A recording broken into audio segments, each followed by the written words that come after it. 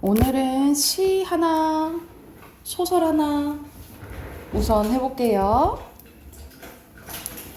정현종의 방문객이라는 시입니다. 되게 좀 간단한 시인데 14페이지예요.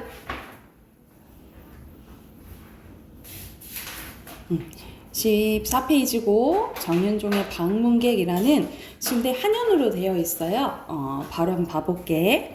자, 사람이 온다는 것은 실은 어마어마한 일이래. 그러면 여기서 사람은 제목인 방문객을 얘기하고요. 고로 나와 관계를 맺게 되는 관계를 맺는 타인을 의미한다라고 보시면 돼요. 그래서 고로 사람이 나에게 온다는 것은 실은 어마어마한 일이라는 거야. 그러니까 사소한 일이 아니라는 거죠. 그래서 만남이 갖는 만남의 의미를 강조하는 부분이라고 보시면 되고, 그는 그 나랑 만난 사람 말 얘기하는 거지. 그의 과거와 현재와 그리고 미래와 함께 오기 때문이다. 고로 한 사람의 뭐가 오는 거예요? 일생이 오기 때문이래. 그래서 여기서는 뭐뭐 오기 때문이다 반복됐죠. 그쵸? 그러니까 고로 같은 말이라고 생각하시면 되고, 여기서는 동일한 식으로 오기 때문이다가 반복됐지. 그치? 당연히 반복되면 운율도 형성해 주지만 여기서는 같다라는 것을 얘기를 해주는 거야. 그래서 의미의 통일성을 강조하는 부분이다 라고 보시면 돼요. 고로 과거, 현재, 미래, 고로 이 사람의 일생이 같다라는 거지. 그치? 부서지기 쉽다라는 것은 쉽게 상처받을 수 있는 이런 의미겠죠. 그래서 부서지기도 부서졌다라는 것은 상처를 받은 이런 의미라고 생각하시면 되겠죠. 그 마음이 오는 거래. 그래서 고로 앞에서 사람이 오는 것은 그고, 그가 온다라는 것은 한 사람의 일생이 오는 거고, 고로 마음이 오는 거다라고 생각하시면 되겠죠. 그래서 여기서는 계속 강조한다라고 생각하시면 될 것 같아요. 그 갈피를, 여기서 갈피는 우리 그런 말 쓰지. 갈피를 못 잡겠다 이런 말 쓰잖아. 그치? 그때 갈피라고 생각하시면 돼요. 여기서는 특히 앞에서 말한 타인의 다른 사람의 마음속을 의미해. 그 갈피를 아마 바람은 더듬어 볼 수 있는 마음이래. 여기서 바람은 이 상처받은 타인의 마음 이런 것을 어루만져 주는 존재라고 보시면 돼요. 그러니까 말 그대로 더듬어 본다라는 것은 이해하고 위로한다 이런 의미겠지. 그치? 그래서 바람이 더듬는다라고 표현하는 것은 사람처럼 표현한 의인법이겠죠. 그쵸? 그런 마음, 내 마음이 여기서 내를 통해서 시적 화자가 직접적으로 나와 있다라는 것을 알 수 있겠죠. 내 마음이 만약 그런 바람을 흉내낼 수 있다면 그 상황을 가정하는 거야. 그러니까 말 그대로 그 바람처럼 다른 사람의 마음을 이해하고 존중하고 그리고 위로할 수 있다면 필경 마침내 그것은 뭐가 될 거다? 환대가 될 거다. 이 환대가 됐다라는 것은 그만큼 상대방에 대한 존중도 될 수 있을 것이고 그만큼 정성을 다한 태도가 될 수 있겠죠. 그래서 이 환대라는 단어는 이 타인과 만남을 가질 때, 타인과 관계를 맺을 때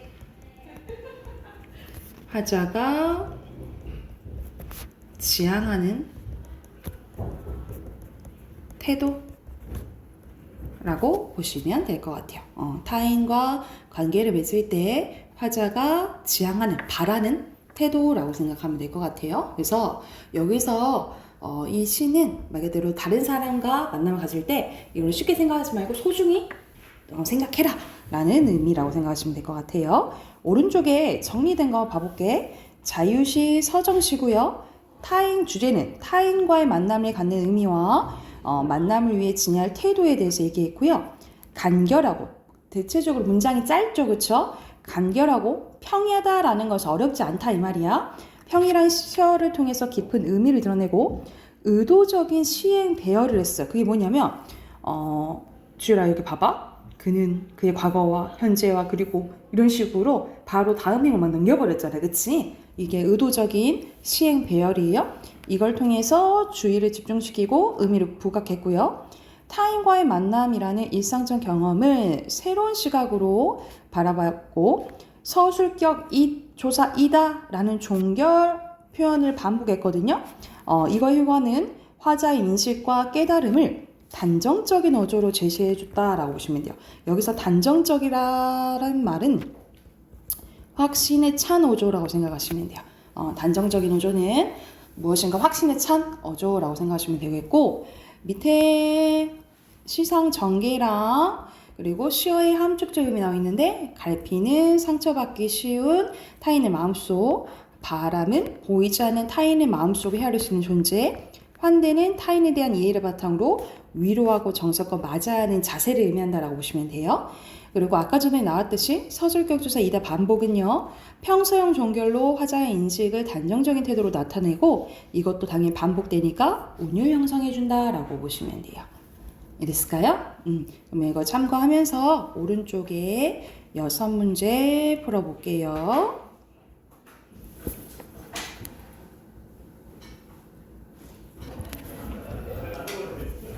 자, 1번에 여기서 알맞지 않은 것은 여기서는 간결한 시어, 비유적 표현, 의인법 나와 있잖아요. 그치?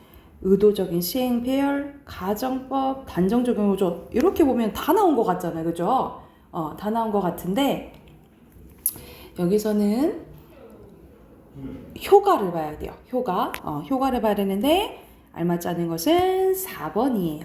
가정법 맞지만 이게 현실 상황에 대해 극복 의지는 아닌 거야. 그리고 2번에 운율 형성한 요소를 적절하지 않은 거 여기서는 의성은 의태 안 나와 있죠? 3번이고요. 그리고 3번에는 내가 잊고 있었던 거의 이건 주제 찾으면 돼. 그만큼 다른 사람 인생이 오는 거라 했잖아. 그치? 그걸 이제 소중히 생각해야 된다는 거죠. 3번이고요. 그리고 4번에 두 글자 환대 쓰면 되고 그리고 5번에 여기서는 정현종의 경향에 대해서 나왔는데 보기 봐볼게요. 정현종의 시는 간결하지만 강렬한 이미지와 상징을 통하여 강한 인상을 남기고 그의 시는 생명과 존재에 대한 경이감이 드러내며 종종 자연물을 통해 주제의식을 형성합니다. 때로는 비극적인 상황이나 고통스러운 경험을 다루면서도 그 속에서 빛나는 존재의 가치를 강조하는데 일상적인 경험에 대한 새로운 시각을 제공한다 했잖아요. 그쵸? 그럼으로써 독자들에게 진정한 삶의 가치를 깨닫게 해주는 건데 이에 대한 이제 설명으로 알맞지 않은 것은 5번이죠. 그런 바람이 흉내낸다면 이거는 삶의 진정한 가치에 대해서 가정해 보는 거잖아요. 그치? 의문제기 아니죠. 그죠? 5번이고 밑에는 정현종의 또 다른 시 섬에 대해서 얘기하거든요. 섬은 사람들을 징검다리처럼 이어주기도 하지만 단절을 상징하기도 합니다. 그래서 화자는 그 섬에 가고 싶다고 말하면서 단절된 인간관계를 회복하는 의지를 보여주고 있는데 우리가 사람 사이에 그렇잖아. 너무 가까워도 문제지만 너무 멀어도 이제 문제인 거고 또 가까워졌을 때 서로 친해질수록 친구도 약간 친해질수록 더 조심해야 된다 하잖아. 그치? 그러니까 말 그대로 사람을 만날 때는 더 소중히 돼야 된다, 소중하게 돼야 된다라는 게 거의 공통점이겠죠. 그쵸? 그래서 여기서 가장 적절한 것은 3번이에요. 됐을까요? 그러면 우리 시간을 했으니까 소설로 갑시다. 오늘 소설 2 할 건데 68쪽으로 갈게요. 68쪽.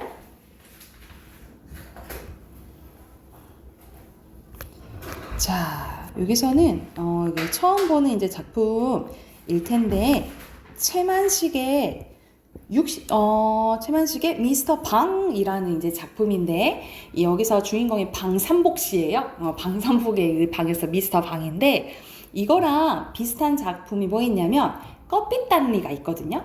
이 껍빛단리는 우리가 캡틴 있죠. 우두머리 캡틴을 뜻하는 걸 러시아어로 했을 때, 껍빛단, 러시아 발음을 했을 때 껍빛단이라고 한대요. 그래서 껍빛단리라는 소설이 있는데, 이 주인공 이름이 이인국 박사예요. 이 사람이 이제 의사인데, 이 사람은 어떤 사람이었냐면, 자, 일제강점기 때는 일본의 힘이 세니까 친일파였다가 이제 광복이 되고 나서는 일시적으로 소련, 지금의 러시아죠. 소련의 힘이 커져요. 그래서 소련한테 붙어. 그리고 나중에는 미국의 힘이 세지니까 미국에 붙거든요. 이런 식으로 이제 힘이 강한 사람한테 막 빌붙어서 사는 거야. 그래서 자, 시대에 이렇게 편승해가지고 자, 자기가 이제 자기 이익에 따라서 이랬다가 저랬다 하는 사람을 기회주의자라고 해요. 기회주의자라고 하는데, 이 기회주의자를 비판하기 위해서 쓴 게 이 껍빛단리고, 요거랑 또 비슷한 게 이 미스터 방이에요.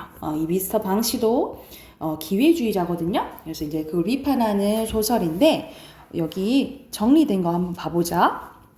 단편소설, 풍자소설인데요. 단편소설, 풍자소설. 이 풍자는 말 그대로 비판하는, 비꼬면서 비판하는 소설이라고 생각하시면 되겠죠. 시점은 전지적 작가 시점이고요.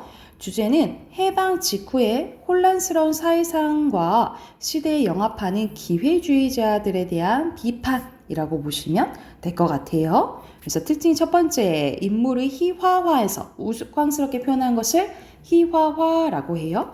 그리고 판소리 사설 문체, 그러니까 옛스러운 약간 노래가 들어가는 그 말투 있잖아요, 그치? 그래서 이런 특징이 있다라고 생각하시면 될 것 같아요.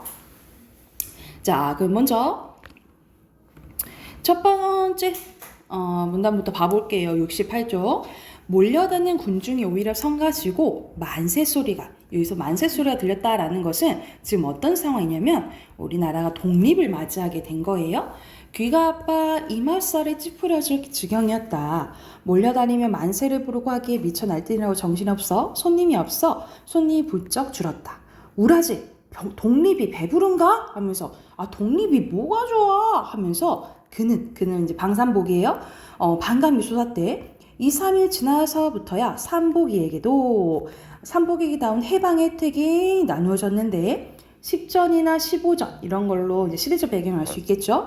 박아주던 징을 50전은 받아도 눈을 부라리던 순사를 볼 수가 없었다.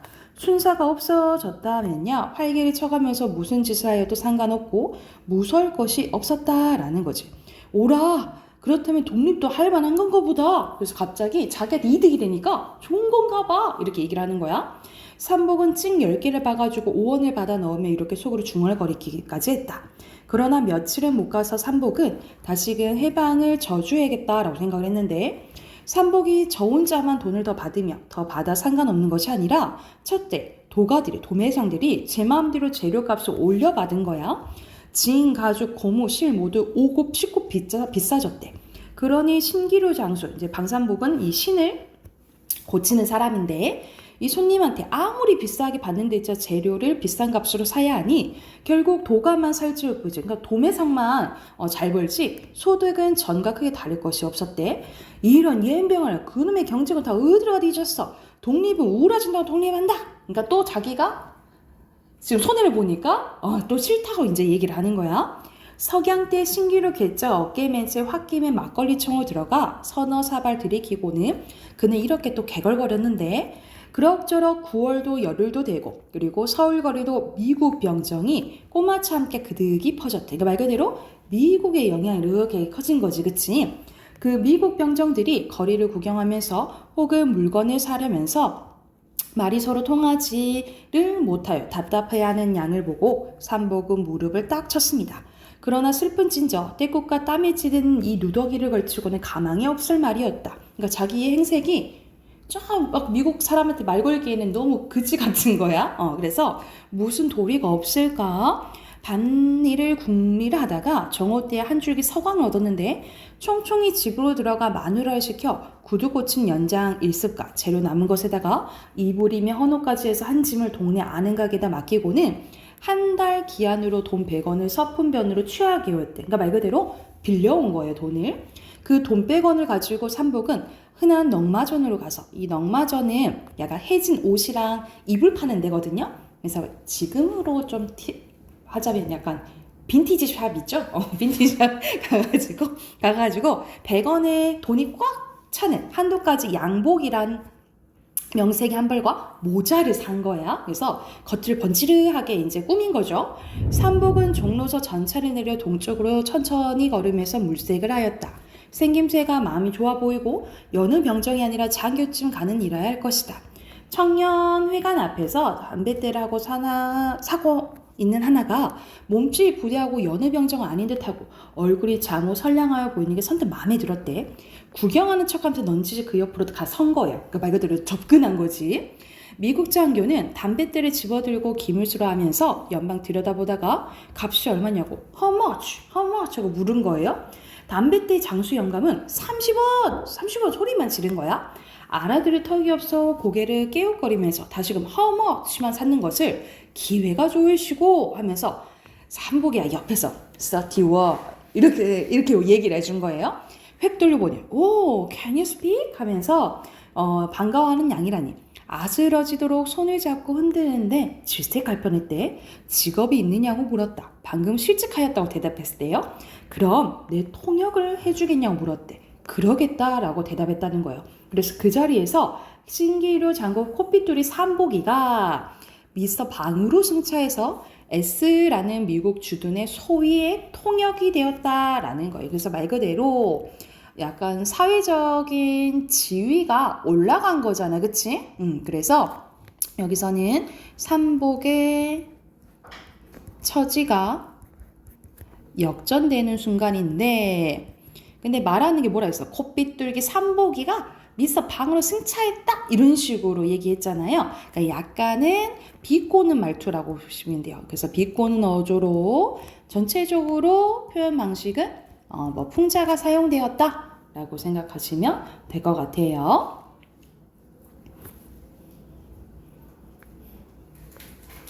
됐을까요? 자, 뒤로 넘기면 한 쪽 더 있어요. 자, 일변 고을에서는 백주사가 자식이 그런 짓을 해서 산 토지를 가지고 동네 사람들한테 거만하게 굴고 자기들에게 8알 가운데 도지를 받고 고리대금을 하고 했대서 백선봉이 도망해와 눕는 그날 밤 그의 본집은 백주사의 집을 습격했다. 그러니까 말 그대로 이 백주사가 일제 때는 막 나쁜 짓을 하면서 잘 살았던 백신이라고 생각하시면 될 것 같아요. 그래서 이 사람들이 당연히 와가지고 광복을 했으니까 집과 세간을 다 부수고 백선봉이 보낸 통제 배급 풀자 숱한 것을 죄악되어 빼앗기고 가족들은 죽을 매를 맞고 백선봉은 처가로 백주사는 서울로 각기 피신하여 목숨만 우선 보존하게 되었다라고 보시면 돼요. 옛날에 영화가 꿈이 되고 일조에 몰락하여 가뜩이나 뭐처럼 초라한 자기가 그래서 뭐 초라한 거 뭐 고르면 되겠죠, 그렇죠? 또 한 번 어깨가 움츠러듦을 느끼지 않니 못하였다. 그런데다 이 녀석이 언제적 저라고 모험스럽게 굴어 심히 불쾌했고 그래서 엔간히 자리를 털고 일어설 생각이 몇 번이나 나지 않은 것도 아니었다. 그러나 참았대. 왜냐면 자기 지금 처지가 안 좋으니까. 여기 이어서 같이 볼게요. 자, 그래서 보아하니 큰 세도를 부리는 것이 분명했다라는 거야. 잘만 하면 그 힘을 빌려 분풀이와 빼앗긴 재물을 도로 찾을 여망이 있을 듯 싶었다. 분풀이를 하고 더구나 재물을 도로 찾고 하는 것이야말로면야 코피뚜리 삼복이는 말고 그보다 더한 놈의 더 머리 숙인 것쯤 상하나 바가 아니었다라는 거지. 그러니까는 원래 삼복이가 별 볼 일 없는 애였잖아, 그치? 근데 이렇게 지위가 올라가니까 조금이라도 이제 얘한테 빌붙는 거지. 그래서 얘의 힘을 빌려서 우리 집안 좀 어떻게 해줘 하고 지금 부탁하는 상황이라고 생각하면 돼. 그래서 그러니 여보게 미시대봐 있는 말 없는 말 다 못해가며 일장 경과 설명한 후에 백주산의 끝을 맺기를 어쨌든지 그놈들 말이네 그놈들을 한 놈 댕기지 말고서 죄다 붙잡아다가 말이네 개수놈들이랑 목을 썰어 죽이고 다른 놈들이랑 뼈 따구고 부러지도록 두들겨주고 끌어안치고 항복받고 그리고 빼앗긴 것을 일일이 돌아 찾고 짚어고 세관 쳐버린 거 말고 다 물리고 그렇게만 해준다면 내 재산 절반을 주겠네. 응 부탁하네 하고 이제 정을 하는 거야. 염려 마슈. 미스터 박은 선뜻 쾌한 대답이었대. 진정인가? 뭐 지금 당장이라도 내 입 하나만 떨어지면 기강준 들매 MP가 100명이고 1000명이고 들끓어 들어가서 들이 쑥밭을 만들어 놓습니다. 쑥밭 하면서 엄청난 지금 허세를 부리는 거야. 고마워이. 백주사는 복수하여지는 광경을 선이 연상하면서 미스터 방의 소목을 덥석 잡는다. 백골난망이겠네. 내가 죽어서도 이 은혜 잊지 않겠네 라고 얘기를 한 거예요. 놈들을 깡그리 죽여놓을 테니 보슈 면서 자네야말로 어련하겠나. 흰말이 아니라 참 이승만 박사도 내 말하면 다 제발이요 하면서 엄청난 지금 허세를 부리고 있는 거야. 미스터 방은 그리고 냉수 한 그릇 집어 한 모금 물고 꿀쩍꿀쩍 양치를 한다. 웬 버릇인지 하여간 그는 미스터 방이 된 이후로 술을 먹으면서 양치하는 버릇이 생겼는데 아무래도 말을 하니까 양치하는 버릇이 생겼는데 양치한 물을 처치하려고 휘 돌아보다 일어서서 노대로 성큼성큼 나간다. 노대는 현관 정통이었는데 미스터 방이 그 걸쭉한 양치물을 노대 아래로 아낌없이 쫙 뱉는 그 순간이었대. 근데 그 순간 공교롭게도 마치 그를 찾으러 온 S소희가 현관으로 들어오서도 말고 딱 올려다보면서 헬로 하면서 인사를 한 거야. 그래서 에고머니 하고 즐겁했으나 이미 뱉어진 양침물이 그 소희 얼굴로 떨어진 거예요. 그랬더니 유 데빌 하면서 이 기급할 자식이라고 S소희는 주먹질하면서 고함을 질렀고 그 주먹이 쳐든 채 그대로 있다가 일변 허둥지르는 버선발로 뛰쳐나와 손바닥을 싹싹 비비는 미스터 방의 턱을 상놈의 자식 하면서 철컥 엎어것을 한 대 갈겼더라고 하면서 사실 말 그대로 이 S소희한테 못 보이면은 그냥 진짜 원래 처지로 돌아가는 거잖아. 그치? 그래서 미군 앞에서는 꼼짝도 못하는 이런 이중적인 태도를 보이고 있다라고 보시면 되겠죠. 그러니까는 아까 백주사한테는 엄청 허세 부리고 그치? 얘한테는 쩔쩔매잖아. 그죠? 이런 모습을 비판하는 소설이라고 보시면 돼요. 그리고 아까 전 선생님이 말했던 커피단니 이야기 있죠. 이거랑 비슷하다 했잖아. 그래서 정리되어 있다라고 보시면 돼요. 요거 참고하면서 71쪽까지 문제 풀고 답 확인해 볼게요.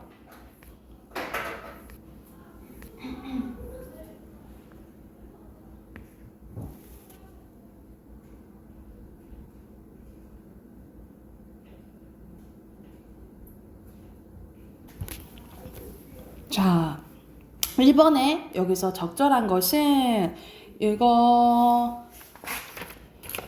몇 번입니까?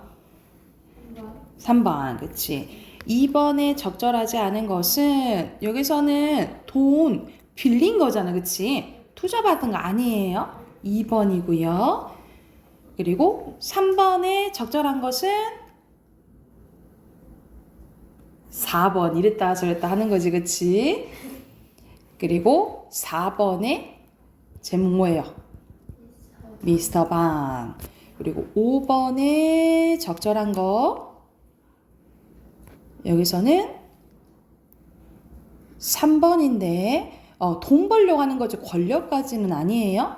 그리고 6번에 몇 번? 2번 맞아요. 자, 뒤로 넘겨서 1번에 여기서는 전체 작가 시점이거든요. 그러면 작품 밖에 있겠지, 그치? 그래서 3번이고요. 2번에 적절하지 않은 것은 3번이에요. 여기서는 백주사는 서울로 각기 피신했다라고 했어, 그치? 자기 이제 따로 간 거예요, 가족들이랑. 그리고 3번에 1번 웃음 유발.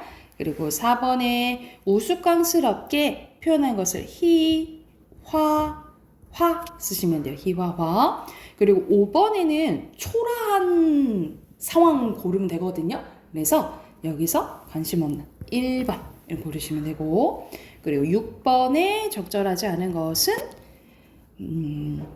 4번이죠. 거듭된 실수가 아니라 그 한 번의 양측물에 화가 난 거지. 그 부분이라고 보시면 될 것 같아요. 자, 오늘 어디 부분 할 거냐면 문법을 조금만 해봅시다. 문법 어디 부분 펴시면 되냐면 128쪽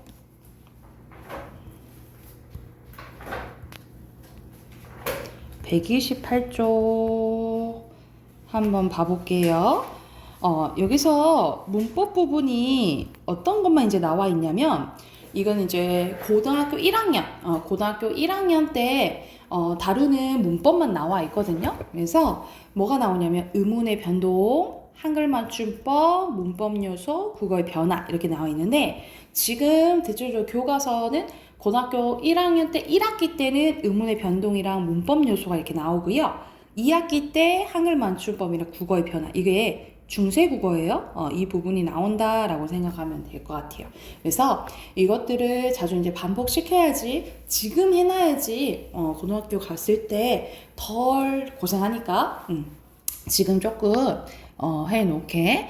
자, 오늘 할 부분이 선생님이 간단하게 좀 설명할 건데, 의문의 변동 현상입니다. 의문 익숙하지? 의문이 뭐예요? 얼마나 기억하고 있는지 보자. 의문. 생각나는 대로. 의문이 뭐예요, 의문이?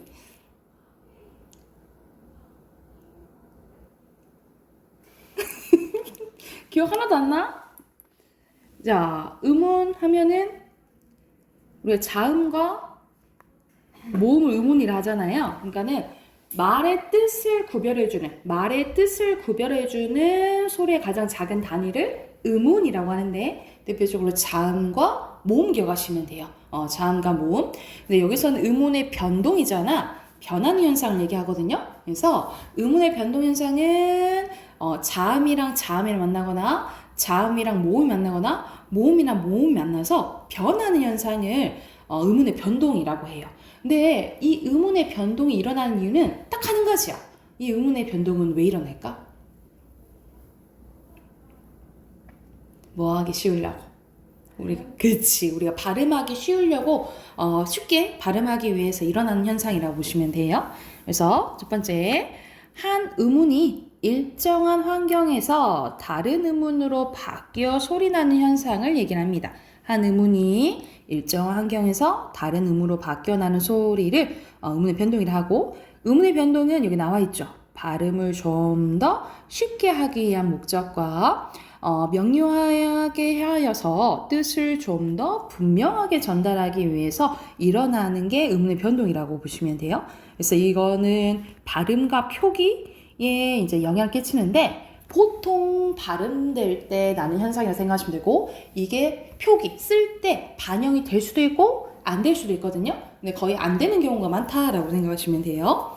의문의 변동 현상에는 크게 4가지가 있어요. 자, 교체, 바뀌는 거, 축약, 줄어드는 거, 첨가, 들어가는 거, 탈락, 말 그대로 빠지는 거, 이렇게 생각하시면 되겠죠.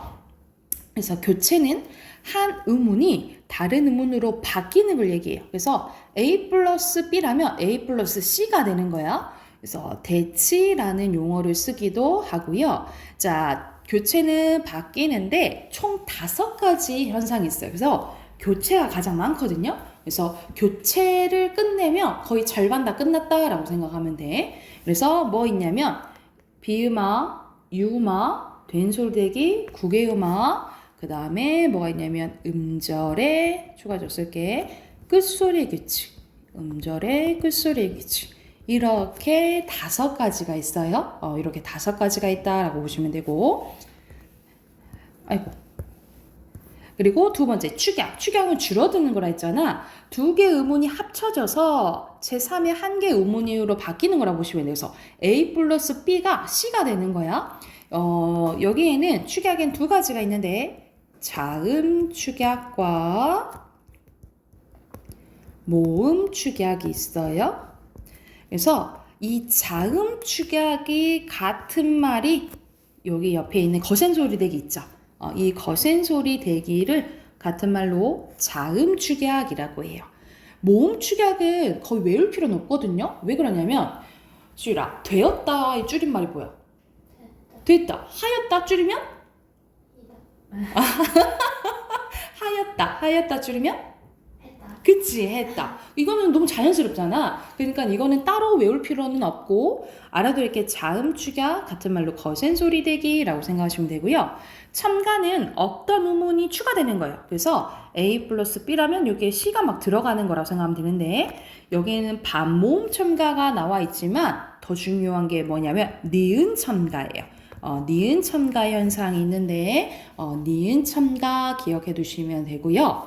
탈락은 원래 있던 음운이 없어지는 거예요. 그래서 A 플러스 B라면 이렇게 A만 남는 B가 사라지는 경우라 생각하면 되는데 모음 탈락이 있다면 뭐도 있겠니?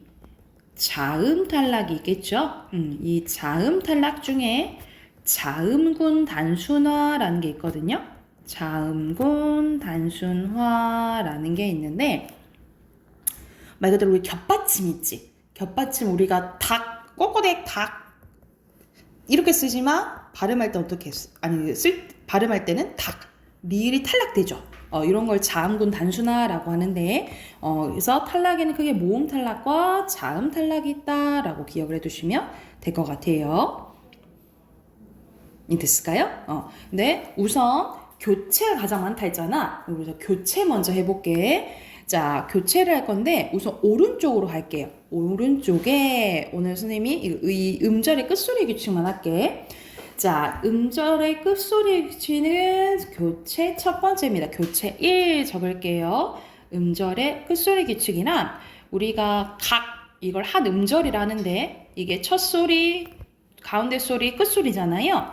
말 그대로 초성, 중성, 종성에 해당된다라고 보면 되는데 특히 이 받침을 종성이라고 해요. 근데 우리가 쓸 때는 상관이 없어. 근데 쓸 때는 상관이 없는데 표기할 때 상관이 없는데 발음할 때 받침이 요 7개 중에 하나로 바뀌는 현상을 음절의 끝소리 규칙이라고 해요. 그래서 음절의 끝소리 규칙은 같은 말로 7종성법이라고 합니다. 7종성법. 그래서 이거를 보통 뭐라고 외우냐면 가느다란 물방울로 외우거든요. 가느다란 물방울로 외우긴 하는데 뭐 예를 들어서 선생님이 친구들이 아니지 학생들이랑 만든 게 한참 먹방 유행할 때 그날도 라면 이렇게 만들거나 아니면 그날 드라마 봤어 뭐 이런 식으로 막 만들었거든요. 근데 가장 좀 말 그대로 노멀한 게 가느다란 물방울 이렇게 외우시면 되고요. 남자들한테는 그거 얘기해줘. 그녀 다리만 보여. 막 이런 거 이제 막 이런 거 알려주는데 남자들은 그것만 기억해. 그것만 기억하는데 가느다란 물방울로 외우시면 돼요. 아셨죠? 그래서 이것 중에 하나로 바뀌는 거예요. 따라서 이 외에 다른 자음이 음절 끝에 오게 되면 이것 중에 하나로 바뀝니다. 봐봐. 쓸 때는 키읔으로 써. 그치? 근데 발음할 때 부억 이렇게 되는 거야. 그리고 무릎 이런 식으로 되는 게 음절의 끝소리 규칙이고요. 다만 모음으로 시작되는 형식 형태소가 오면 형식 형태소라는 것은 의미가 없는 형태소를 얘기하거든요. 그래서 예를 들어서 조사나 그냥 어미나 접사 같은 경우가 올 때 앞음절의 받침 뒤 음절의 첫 소리를 옮겨 발음합니다. 그래서 예를 들어서 부어 큰 했을 때 이때 은이 조사거든요. 그래서 이거는 말이 어렵지 그냥 뭐 되는 거라면 연음된다. 그러니까 소리가 옮겨간다라고 생각하면 돼. 그래서 이건 어떻게 발음한다 이 말이야. 부어 큰 이렇게 발음한다 이 말이야. 자, 근데 만약 의미가 있는 형태소가 온다. 그러면 어떻게 되냐면 음절의 끝소리 규칙이 적용되고 연음돼요. 예를 들어서 자 꽃을 이거는 조사니까 그냥 연음돼서 꽃을 이렇게 발음 되거든요. 근데 만약 꽃 플러스 위라고 쳐보자. 위 아래 했을 때 이 위는 의미가 있잖아요. 그쵸? 의미가 있으면 음절의 끝소리 기칙이 먼저 적용이 되고 연음이 돼요. 그래서 어떻게 발음되냐면 치읓이 디귿으로 바뀌어. 그런 다음 연음돼요. 그래서 어떻게 발음되냐? 꽃이 이렇게 발음된다라고 보면 돼. 그래서 의미가 있고 없고가 중요하다라고 생각하시면 돼요. 이해됐을까요? 자, 우선 오늘 여기까지만 하고 수요일날 선생님이 교재 전반적으로 다시 설명해 줄게요. 아셨죠? 오늘 여기까지 합시다. 단어 3강 공부해 오시면 돼요.